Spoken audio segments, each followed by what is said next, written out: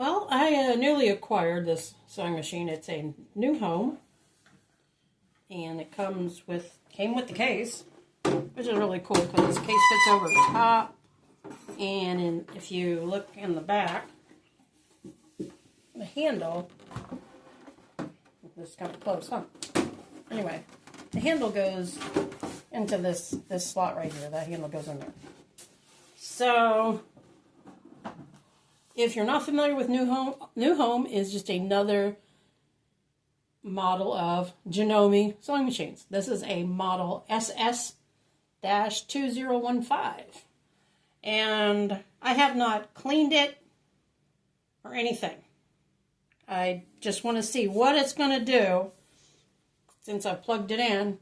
See how it sounds. See if there's anything that sounds kind of wonky or off color. And so I have it on. The on-off switch is right over yonder. Right back here. And we'll just put our foot on the pedal and see what happens.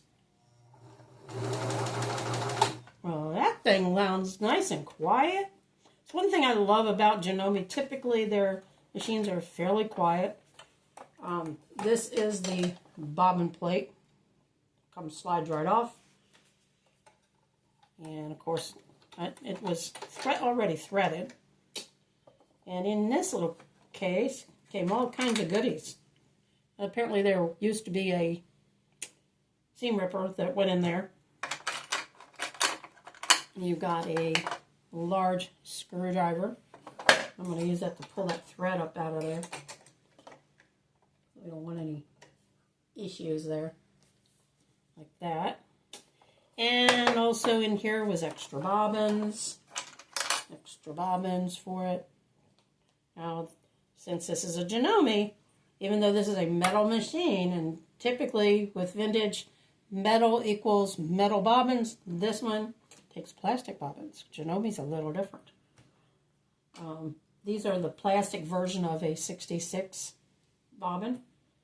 They have a little guide, so fabric guide. Then you have a smaller screwdriver that came inside it. And what other goodies we got in here? Oh, we have a little cleaning brush that used to come with machines all the time. So we can use that here in a minute. We even have a set of needles. Awesome. And then we have the stopper for the thread. And also in here is a buttonhole foot. Or is it, oh, let's see. Is that a buttonhole foot? Or is that a zipper foot? That would be a zipper. Well, it's not a zipper foot. It's a guide. It's a buttonhole guide.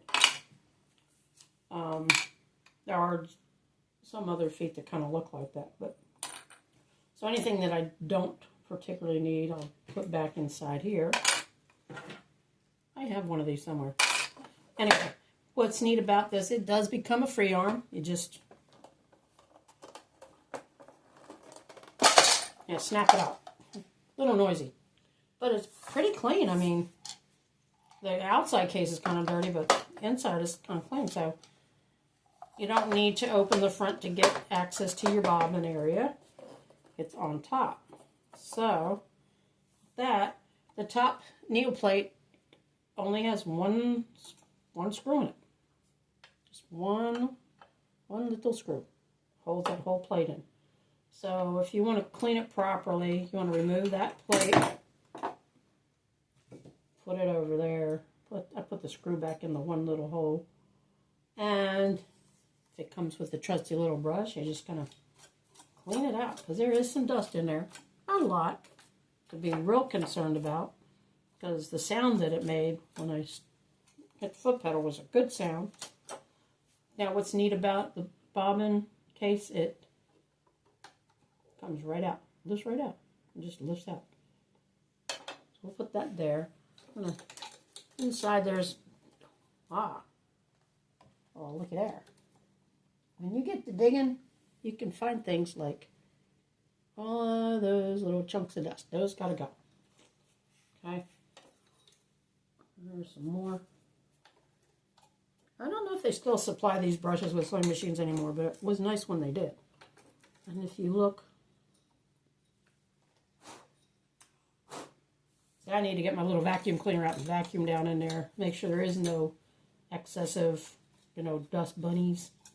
And inside this bobbin area, there's going to be 1 drop of oil I'm going to put right in there, just so that that's good and lubricated for movement. And let's see the other features to this machine. There we go. As you'll notice, there's no spool up here. There's no thread spool. I can't talk today. There's no thread spool. Do you know why? Because in this model, it's inside. And what's also inside is this legend that tells you the settings for each type of stitch. Also has which foot to use for each type of stitch. Let me see if I can get closer up so you can see that. Sorry about the glare, but let's see if I can get in there. So anyway, you have the type of stitch, the settings, and then the actual foot. And what's really neat about these Genomes, aka New Homes, is they have a holder for your presser feet right there. This is where your thread goes, and this is if you want to use 2 needles. That's the beauty of this particular model. You can use a twin needle to sew with, because this extra needle spool goes right there. Goes right there. So you can keep it threaded right here. And if you have to thread a bobbin, you can put a spool of thread here, put your bobbin on here, thread it, and you don't have to rethread your machine. That's why I love these things. And then over here is the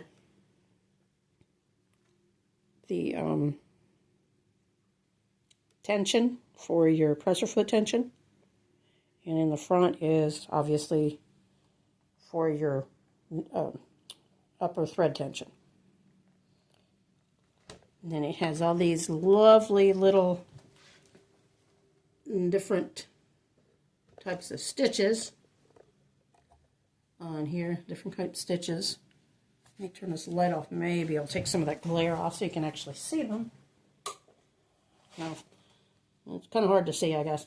But anyway, we'll throw this light up, see if that helps. Anyway, so you have your zigzag stitches, your stretch stitches, and your decorative stitches on there. And they're all alphabetized. This thing is like color-coded to the ridiculous. So if you want to do a big zigzag stitch, it says K. So you set this thing to K. This might be why this... Okay, yeah, this is kind of stiff. So what I'm probably going to have to do is check and make sure that this is moving properly. Right now it feels a little bit on the stiff side, but then I don't know how long ago this machine was used. And typically you would have it on J, which is for the straight stitch. And that bobbin goes right back in there very easily. To put the bobbin in correctly, you'll see this little notch right here. Well, that has to butt up against the little metal piece inside. So let me show you where that. There's a little metal piece here that juts out. I'm going to put this, just drop it in. So when that little plastic knob is sitting right up against it. So let's see here. You can probably see there's the little metal piece and the plastic part is butt up against it. Okay. So what I'm going to do is put a spool full of thread. That's not a spool full. It's just a spool of thread. Pull the thread to the back through that little notch in the front. I'm going to replace this plate. It's easier to take these plates off when you slide it from the front to the back. Same way when you put them back on. So that goes like that. That screw goes back in there. I'm just going to finger tighten in case I need to open it up, because I'll probably open it up again. Let's see. And the door back on top, which just slides back. And then we're going to try a little test. See how it works. Okay, so I put that back on. I'm going to tighten this a little bit, just so it doesn't rattle around. I'm going to take a, just so that I can see the threads. Although I wouldn't recommend doing it on a knit fabric like I'm going to do. But that's a t-shirt that I'm probably going to cut off anyway, so let's see how she works. So I'm going to just stitch over the bottom that's already folded over. Okay, threads pulled to the back. Let's see what kind of stitch I get.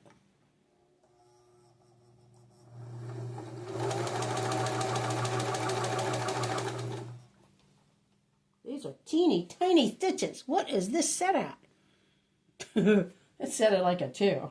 So now I got to go over and change the length of the stitch. Let's make the bigger stitch.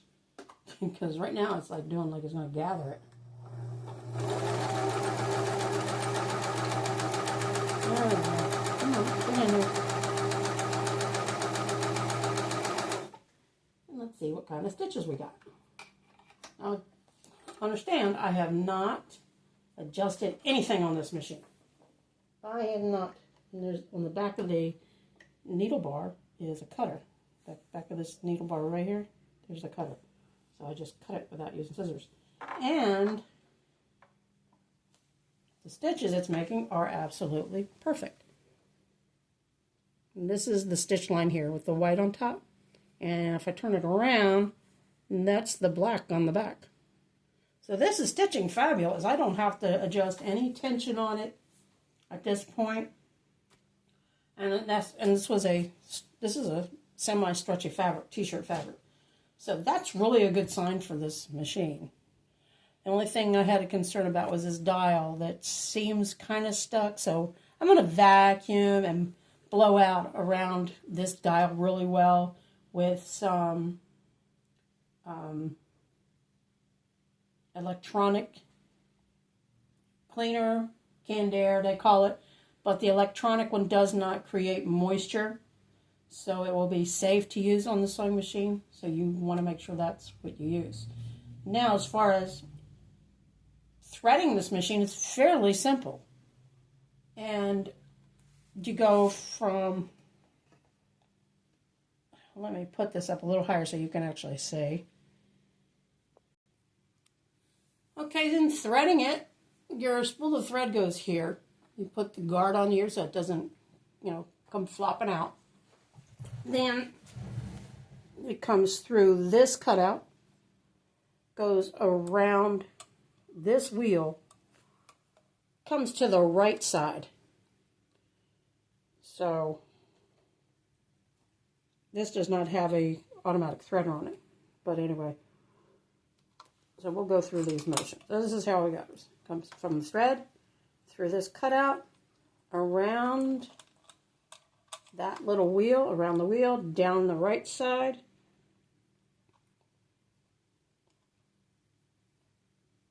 Oh, let go. Through this guard, up. I'm sorry, I did that wrong. My bad. I skipped a step. Around the wheel. Down into this. And it comes up.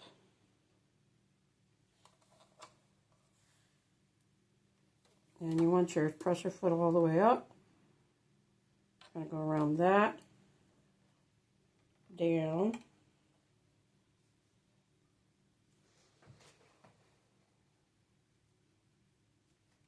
and through your thread guides and then into your needle. See if I can get it in there. Of course, I didn't cut it with a pair of scissors, so this might be kind of tricky getting it in there.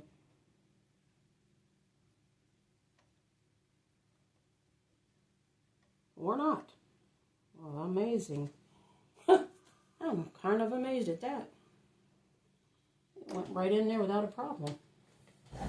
Now let's see if I've got it where it is threaded properly. Since this is the first time I've threaded it. We'll see if it still stitches good. So let's go like that. And let's see.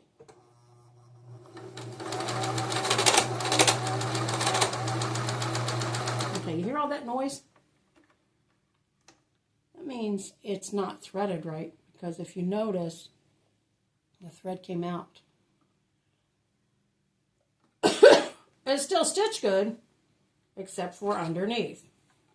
This is how you can tell, one of the main ways you can tell, if you have incorrectly threaded your machine, is if you get a bunch of, where'd it go? If you get a bunch of loops like that, that means your machine's not threaded properly. See, I didn't notice how it was threaded when I first put it in there. So now I know that I have missed something in my threading process. So, I know that, hold on a second. Why is it going behind there? It went behind this neck piece for whatever reason. I have no idea. So, I know I was in trouble when this fell out. So, let's see. Let's try this again. Underneath. And so that arm comes up like this. So I'm guessing it goes this way. Then up around the arm. Not there.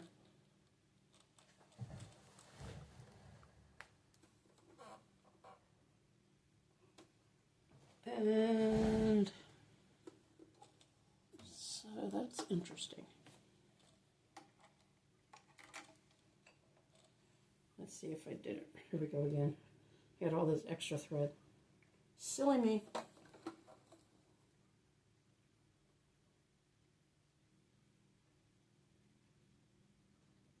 Well, these would be really good needles because I'm not having any trouble threading this thing. This off of it. Don't need all that extra thread down there. That just makes for more waste. I don't like wasting thread. Okay. That in there.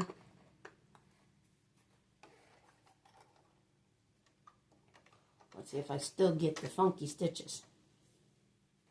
I haven't dug out the manual for this, but I figured why not? Like with beginners, if you've never done it before, this is how you learn where you mess up.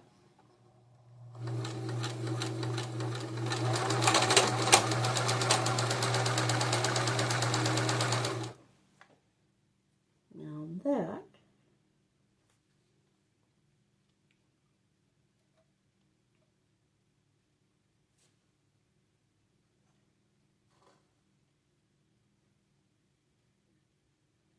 you know, I have a feeling I figured out where I made my mistake.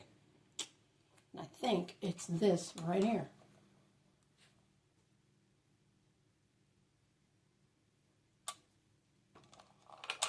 Let's see. Come here. All right. So I go down this way. I'm going to try this. So you can always, even if you don't have a manual, you can kind of go by pretty much what makes sense. So this coming around this little metal wheel across the top into that first thread guide, then up and through the needle arm or thread arm. See, because see that just popped out of where it needs to be. So this must be in here. It's got to be in there. Getting it to stay there is the trick. This has to go around that wheel.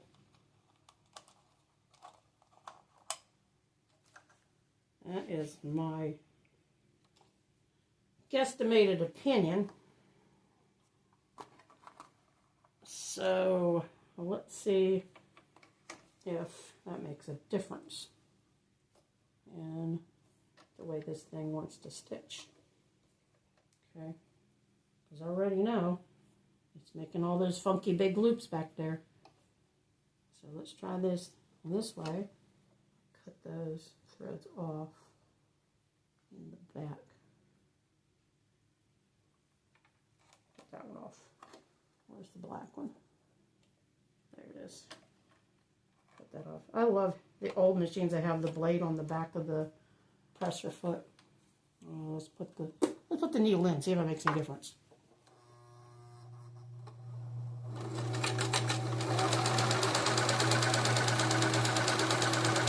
Look at here. So,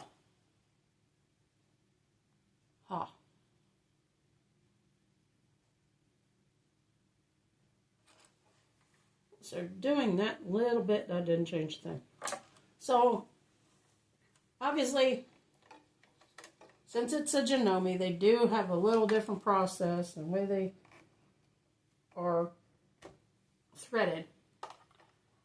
So we'll figure out how to thread this bad boy the right way. And it could be backwards. Because there are some machines, believe it or not, where you literally thread them backwards. Now that I haven't done with this yet. And what I mean by backwards is, normally you go to the right to the left. Well, maybe this is from the right, from the left to the right. So we can try that and see if that works better. So we'll take the thread out. And I know it goes around that thing. I know for a fact. Well, let's see. Maybe it goes around that, then this. I really should have paid attention when I took the thread out of here. But I didn't. Okay, so let's see. So I have a feeling that's only for doing that. So let's go this way. Let's see if this is the way you do it. You go over there to the left. And then come down, go through it. Because normally, you do go through this before you go to the needle. So let's see if that's the case in this case. Like that. Don't want to miss any thread guides. No ma'am, don't want to miss any. So there's one there. And there's that one. Always go from the front to the back. And let's see about this little guy. Get in there. Right now what's on this machine is a all-purpose foot. Come on, baby, get in there. Come on.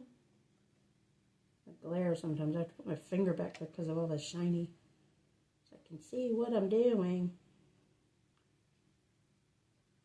No, you don't want to cooperate this time. I got it first time every time until now. I love it.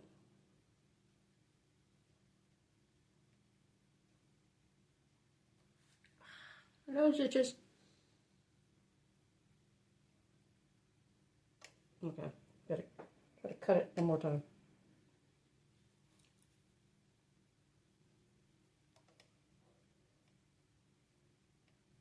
You always want to try to cut your thread on an angle anyway.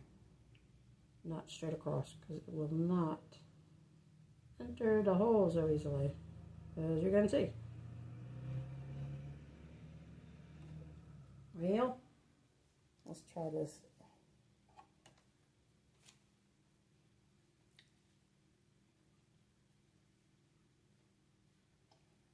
Okay.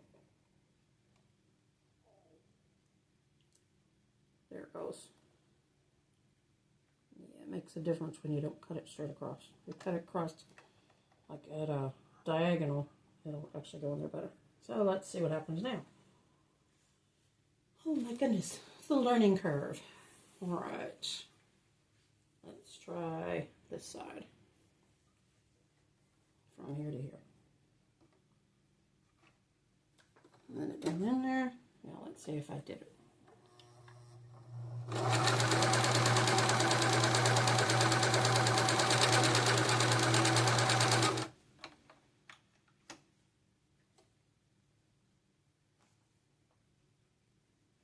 Well, that doesn't did either.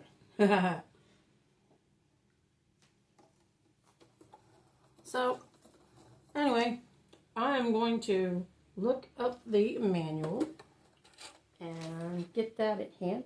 That way I can show you the proper way to thread this.